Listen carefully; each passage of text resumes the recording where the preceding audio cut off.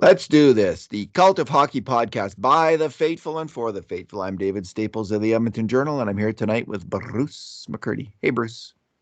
Hey, David, how are you doing tonight? Little stuffed up, not feeling Oh, great, but such is life. sound a little hoarse. Yeah. I Well, just you thought were last. you were booing the ref again. You could have been. I was no more down on the Oilers actually tonight than the Yeah, me ref. too. Me too. The refs were bad. The Oilers were worse. This is not a game we are going to hang on the refs. At least I sure am not. No. But they were bad. Dallas won the game 4-1. They Yeah. had 13 grade A chances to 4 for the Oilers, and the 4 is being a little kind to Oilers. One's still in doubt. There's a play in the first that we're still going over.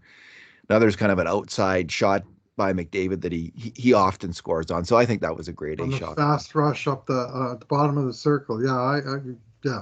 It's a grade A shot from McDavid. From And that. the only true one, the only 5 alarm shot, Bruce, was the goal. Yep. So, Bruce, because I'm not feeling well, I want to hustle through this as quickly as we can. So sorry if we're not giving 110% tonight, but to everyone Well, we are covering the Oilers, so I think maybe 60% ought to do it.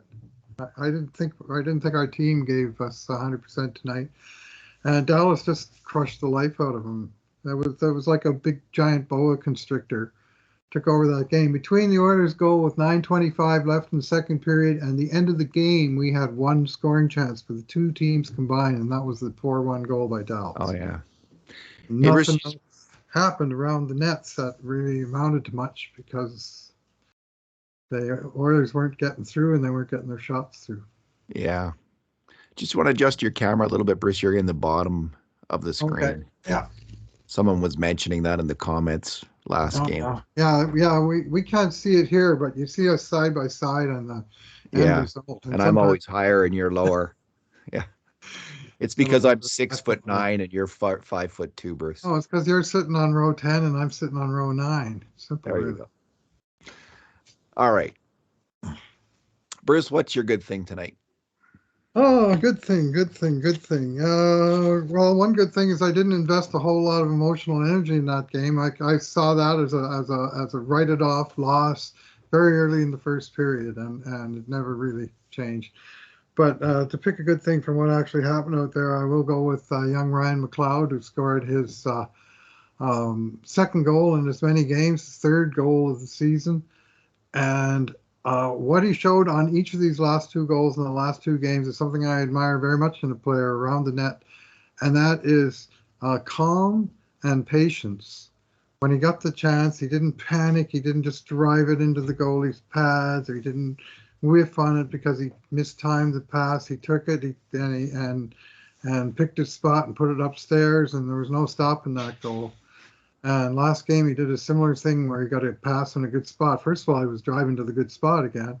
And that time, he took the one extra step around the goalie and then lifted it upstairs. And he looked on both plays, he looked like a goal scorer. And that's that's a huge development, if true, about Ryan Mcleod, because that's been one of the knocks against him, is that he's not a finisher. Well, he sure looked like a finisher on both of those goals in these last two games. And good on him tonight. Yeah, Bruce. It's good that he's producing points. The key for him is defensive play. Mm-hmm. And he was pretty solid defensively as well. We tagged him, I think, on one. There was one complete. Yeah, he and Skinner kind of muffed the puck between them at the side of the net, and it came out front for a real dangerous chance that Dallas didn't score on Skinner. Redeemed himself with a really great save on that one. But he was otherwise solid defensively, and he has been, generally speaking. He's starting to at least saw off the grade A chances when he's on the ice. So that's what you need in a third line center. And he wasn't part of the problem tonight. He was one of the better Oilers.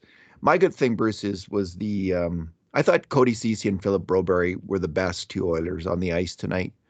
Mm-hmm. Broberry showing remarkable kind of poise and confidence with the puck.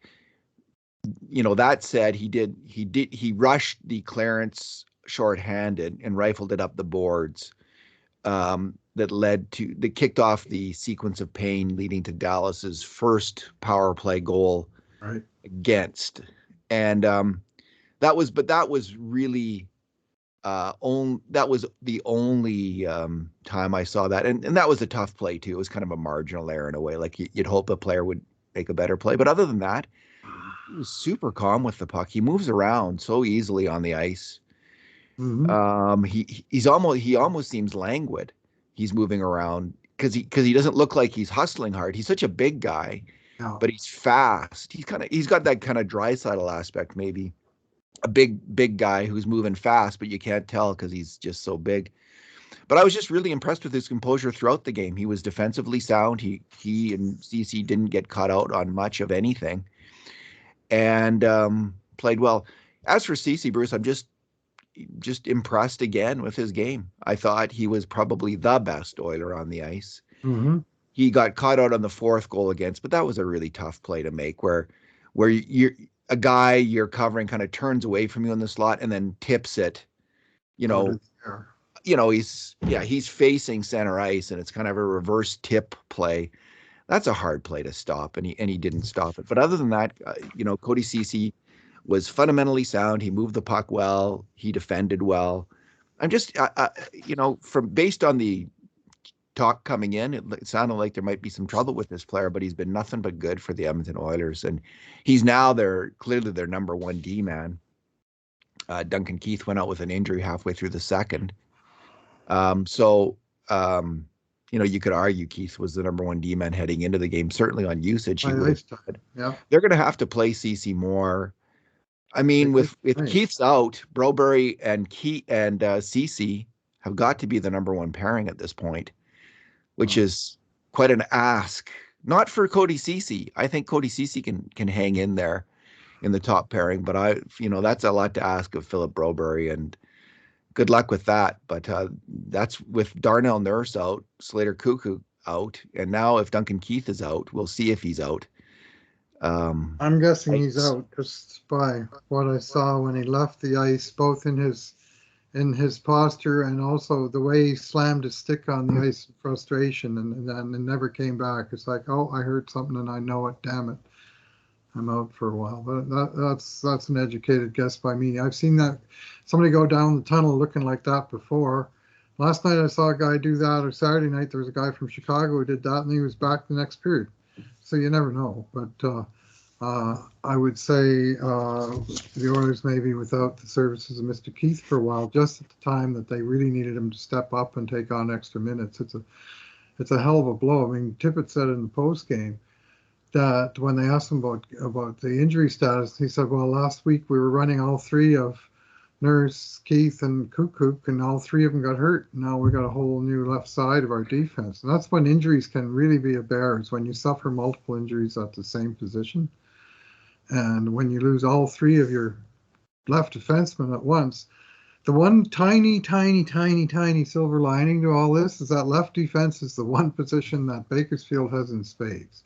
So they've already sent up Broberg, they've sent up Lagesson that we'll see tomorrow, and they're still sitting on Samarukov and Niemelainen in reserve, that we might see another one get called up between today and tomorrow. And it's not ideal, but at least Bakersfield has got a long suit at left defense, and yes. So that's the one the one silver lining, is that we're at least dipping into a position of strength on the farm.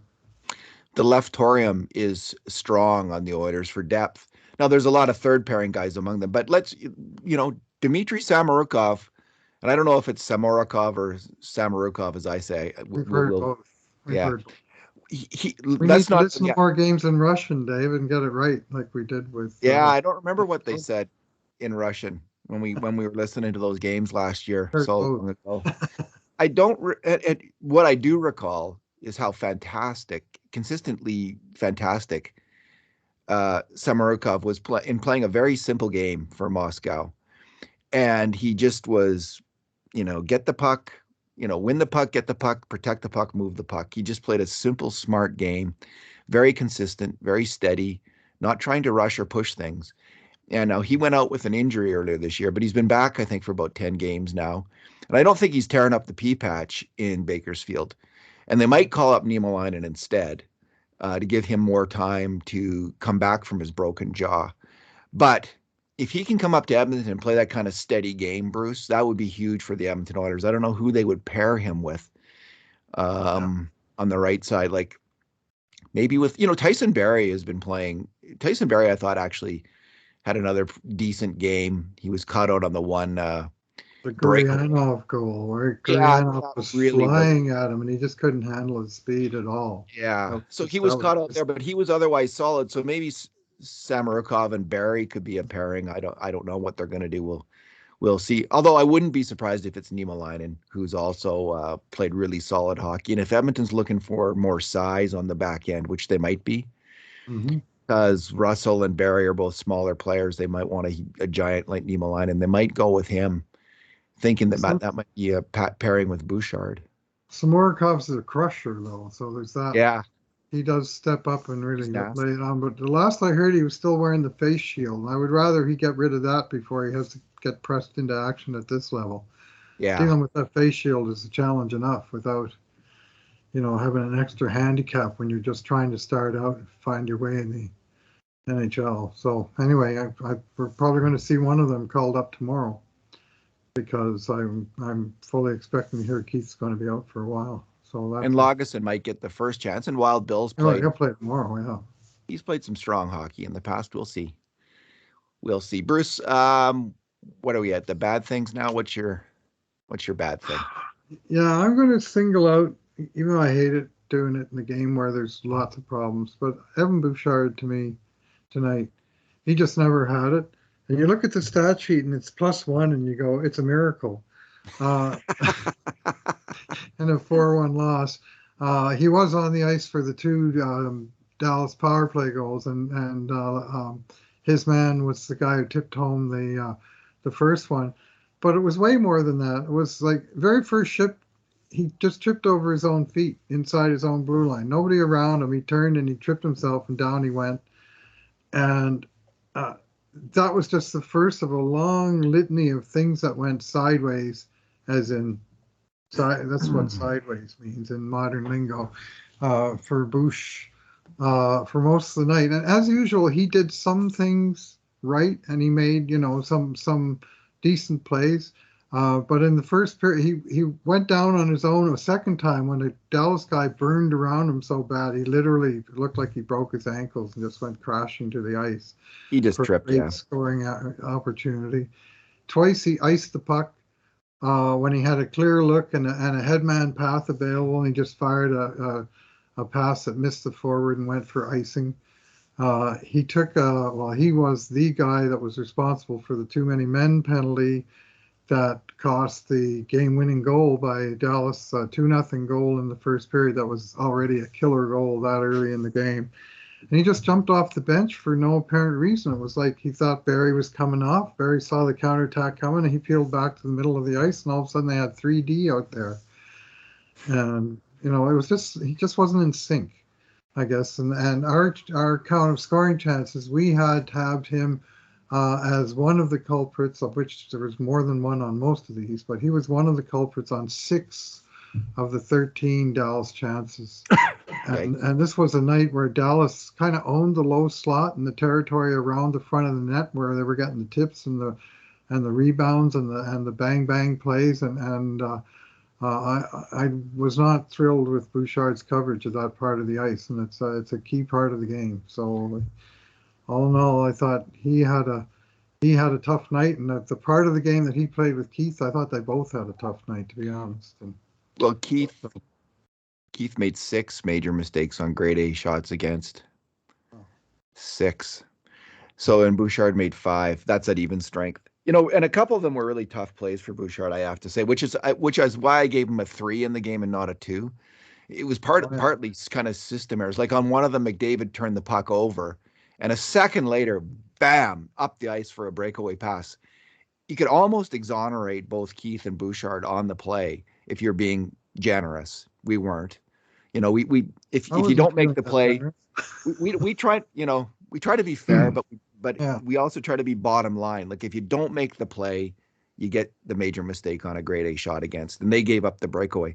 There was another one where the puck, this is where McLeod and Skinner, Cassian first gave it away on the boards, and then Skinner and McLeod muffed it at the side of the net on the puck.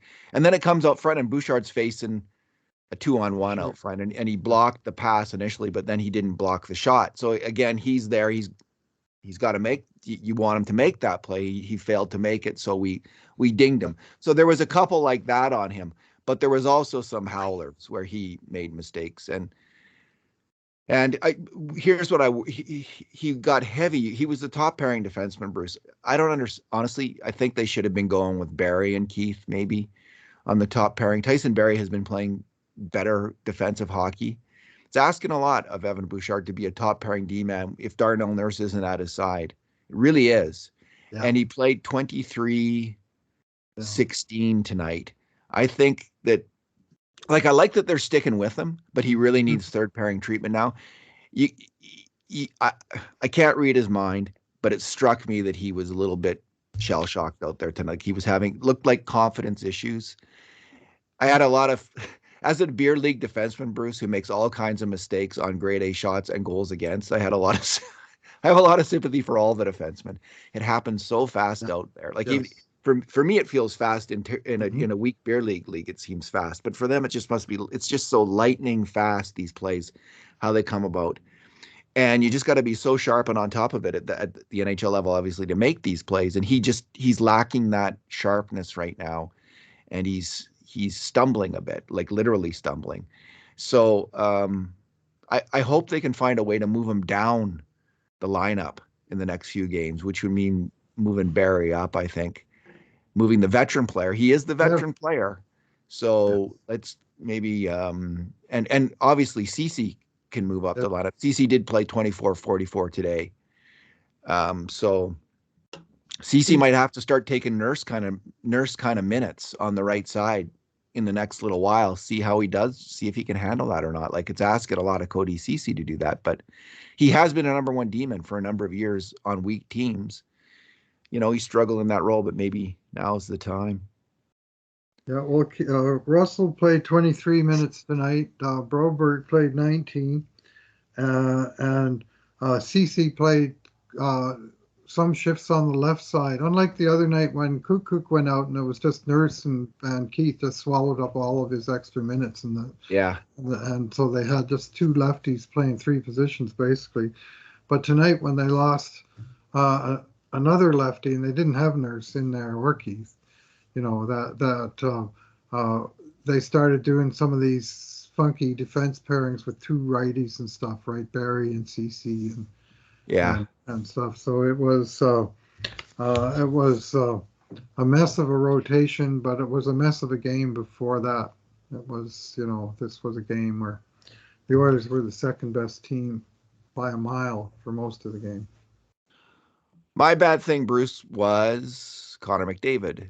I think that might be the first time this year that he's been a bad thing, if I'm not mistaken. This year. His point streak ended, I guess, 17 games this year, 25 games in total.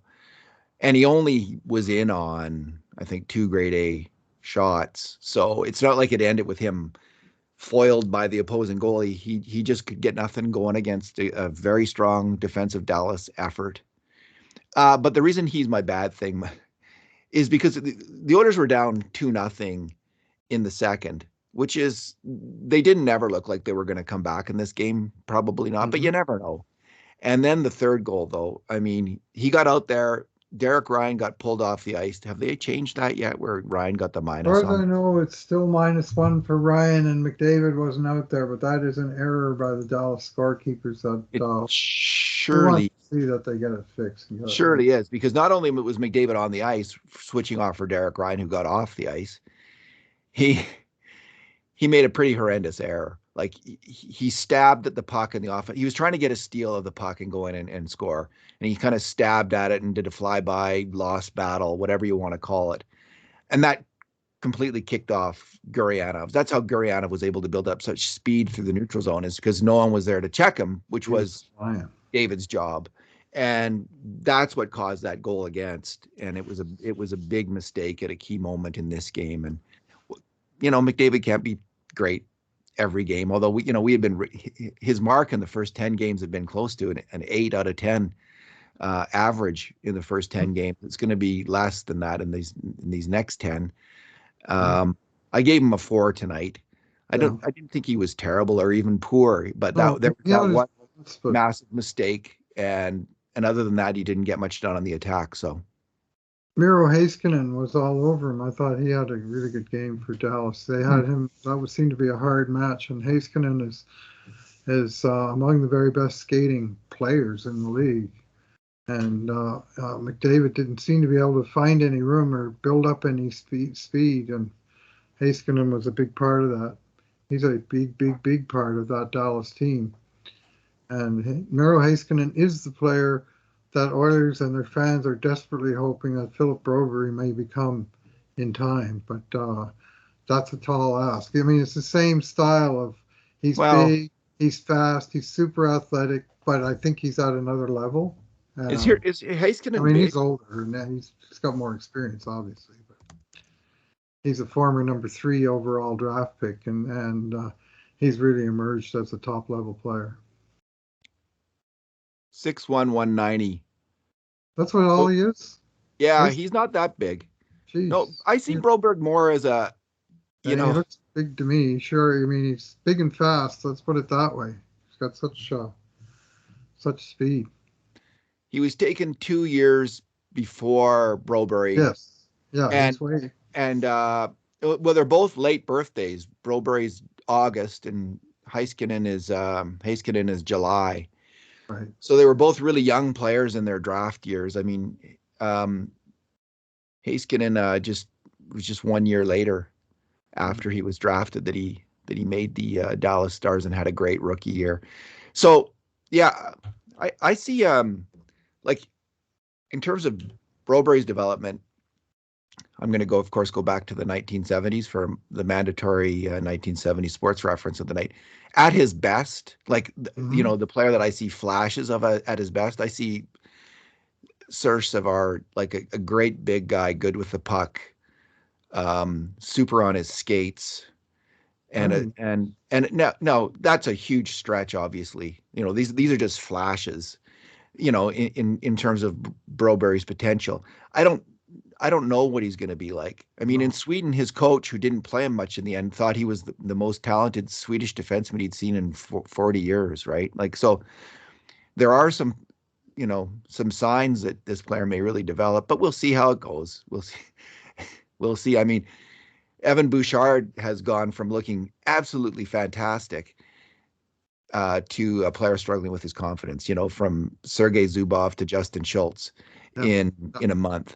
So we'll see how these are all young defensemen. They all really struggle. And one of the keys is when they get in these slumps, what happens to them? Do the fans bitterly turn against them like they did with Justin Schultz, and their coach lose confidence in him? Or do they, and is there a place where they can get sheltered minutes, where they can be protected on the team so they're not asked to do too much? And I think this is the strength of the Oilers team right now, as compared to when Justin Schultz was on the team, is Evan Bouchard should be able to find some shelter between two veteran right shot D-men. He shouldn't be leading the team in ice time right now, I don't think, for right shot D-men. That should be CC. Well, he didn't lead it tonight, but because CC was ahead of him, CC and Barry should get more ice time the next few games and just lay off a little bit and see how it goes. The trick there, though, is with a guy like Bouchard or like Justin Schultz before him, if you have him on the third pairing, he's going to spend more time than you want with third liners. And then what good offensive plays and passes he does make wind up being nothing. You want him to be out there with other good offensive players, and that naturally draws some good players from the other team. So it's really hard to find the right spot where you can shelter him and yet give him the offensive opportunity that you want to give him. So that's the challenge. And Bush, I mean, I'm not down on the player. I didn't like his game tonight, and I hope that distinction is clear, that we're analyzing the performance of the player and not just the player's overall thing. But once in a while, you have to step back and say, well, how is he progressing overall? and he's shown some really good signs this year, but he didn't show many tonight. And there's a couple of close-ups in on him tonight of him just kind of shaking his head like this game had Yes. passed him by, like it was going too fast for him or something, and he just wasn't in sync with it. And the game tomorrow, you gotta bounce back and come back. The team as a whole has to bounce back and come back with a lot more determination and preparation to fight through and win battles tomorrow, because I didn't think they had enough of that tonight.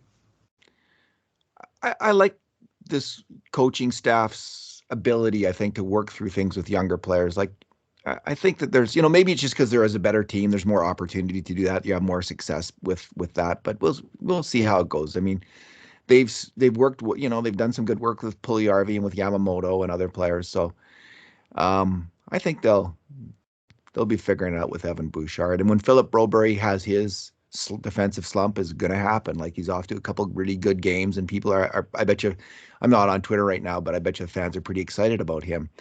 But as we have, as I am and have been in the past, watching him in Sweden last year, there was games when I just thought, holy moly, what a hockey prospect the Oilers have here. And then there was other games where he was just like, oh, yeesh, like giving away the puck. And we'll see that with Broberry in Edmonton. We are going to see it.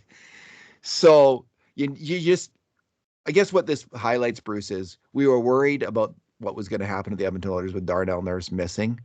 Tonight we saw the Edmonton Oilers without Darnell Nurse, and man, that was a team missing an absolutely, utterly crucial element.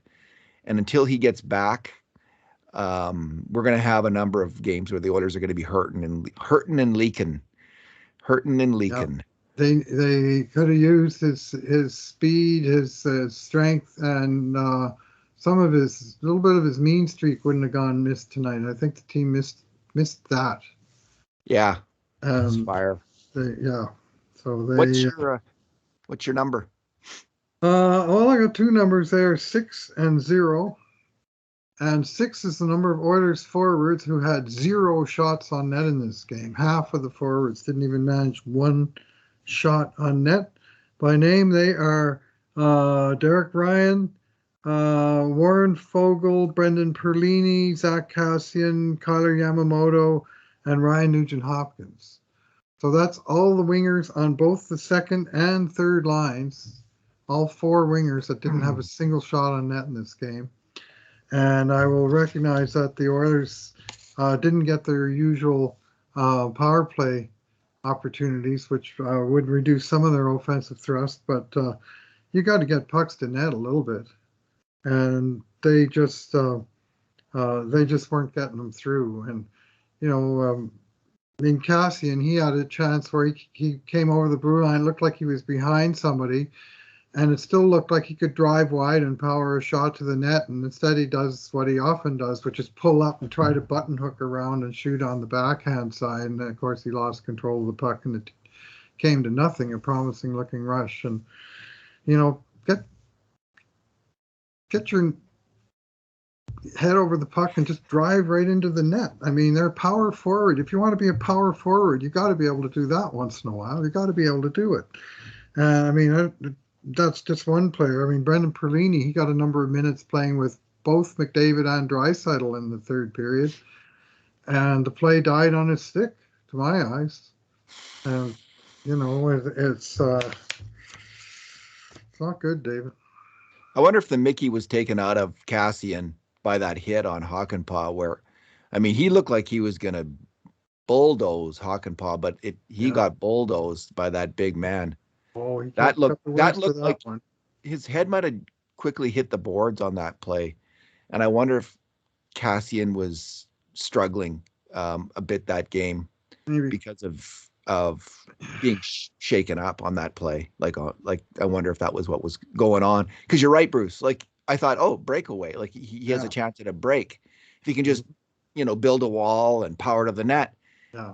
But that did not happen on the play, and it was kind of strangely it didn't happen. So I just wonder about whether he was 100% at that moment in the game. Right. But the other guys, no excuses. Like Nugent-Hopkins, he's had a few weak games recently, and this wasn't his best night for sure.